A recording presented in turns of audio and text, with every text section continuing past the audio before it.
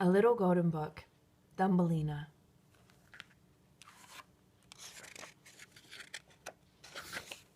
By Hans Christian Andersen.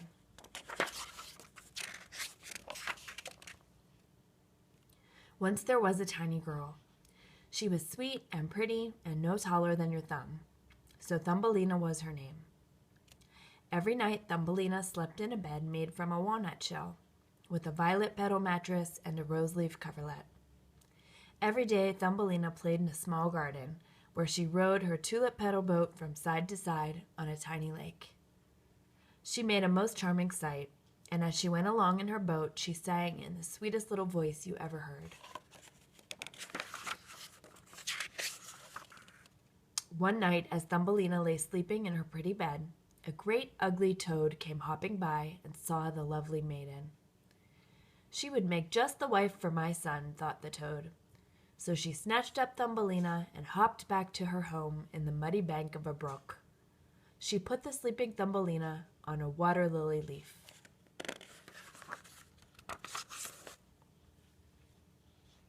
In the morning, when poor Thumbelina woke up and saw where she was, she cried most bitterly. The big green leaf had water all around it, so she could not possibly escape.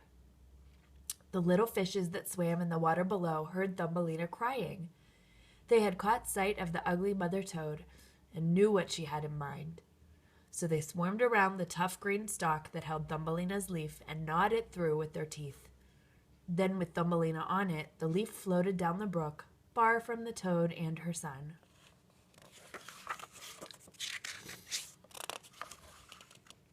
At last the leaf boat swirled to a stop against a mossy bank in a strange forest world. All through the summer, Thumbelina lived quite alone in that enormous wood. From blades of grass she wove a bed.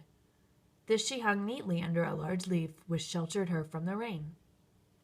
For food she had honey from the flowers, for drink the morning dew on the leaves. And so she passed the summer and autumn. Then came winter, the bitter winter.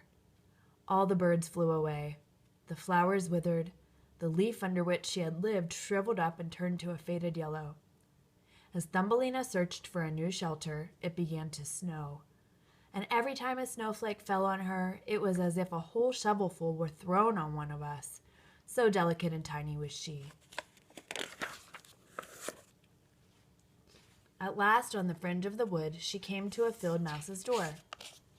"You poor thing," said the kindly mouse when she found Thumbelina shivering at the door. "Come into my warm room and have a bite with me." The mouse took a liking to Thumbelina at once and invited her to stay for the winter. "Just so you keep my rooms tidy and tell me stories," she said. Thumbelina happily agreed. In the evenings, the field mouse's neighbor often came to call. He was a tiresome old mole. "But his house is even snugger than mine," the mouse said, "and he wears such a lovely black velvet coat. If only you could get him for a husband, you'd be well off indeed." Thumbelina had no intention of marrying the mole. He couldn't bear the sunshine and flowers that Thumbelina loved so much, and he said all sorts of rude things about them. One day, in the long passage to the mole's house, Thumbelina found a bird. It was a swallow, numb with cold and almost dead. She wove a fine blanket of hay for the swallow and covered him with it. She brought him water and the petal of a flower and took care of him all winter long. When she was not caring for the swallow, Thumbelina spent her time spinning and weaving her trousseau with the help of some spiders. For the tiresome mole had proposed to her, and the mouse decided they should be married soon.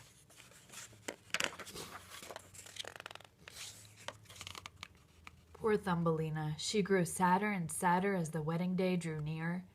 She would have to say goodbye to the sun and the flowers since the mole did not care for them. When spring arrived, Thumbelina opened a hole in the roof of the passage, and the swallow stepped out into the sunshine. How happy the swallow was to be free! Thumbelina watched him with tears in her eyes, for it was her wedding day. "Come with me," Thumbelina begged the swallow, for he could not bear to have her marry the mole and live forever underground. We shall fly away to the warm countries where it is always summer and there are lovely flowers. Yes, cried Thumbelina, I will come with you. She climbed onto the bird's back and tied her sash firmly to his feathers. Then the swallow flew high up into the air, over lakes and forests, over mountains of everlasting snow. At last they reached the warm countries where grapes grew on sunny walls and oranges ripened in groves. The swallow flew on.